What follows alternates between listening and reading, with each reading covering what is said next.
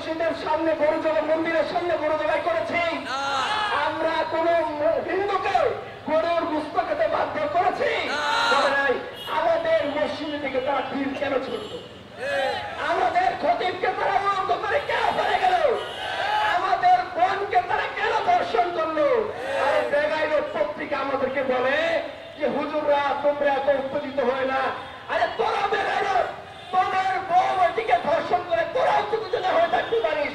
আমরা গায়রমান, আমরা আমাদের বউটিকে ইজ্জতের অসম্মান সহ্য করতে পারি না।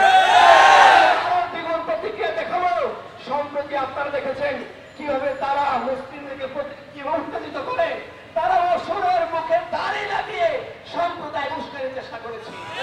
আমরা এটি প্রতিহত করেছি। ইন্টারিম শুনে রাখেন, আমাদের কথা শুনে রাখেন। কথা পরিষ্কার, শেষ কথা। রাসূলুল্লাহ সাল্লাল্লাহু আলাইহি ওয়াসাল্লাম একজন মুমিনের জন্য, উসমান রাদিয়াল্লাহু আনহুর জন্য 1400 সাহাবায়ে কেরামের বায়াত দিয়েছিলেন যে হয় আমরা উসমান হত্যার বিচার করব, আর নয়তো মক্কা বিজয় করে ছাড়বো। আমাকে বলেন, আলিফের রক্তের মূল্য কি মুশরিকের চেয়ে বেশি দেখো? আমরা যদি ইন্টারিম যথাযথ ব্যবস্থা না নেই, আমরা আরো দুর্বার আন্দোলন গড়ে তুলব।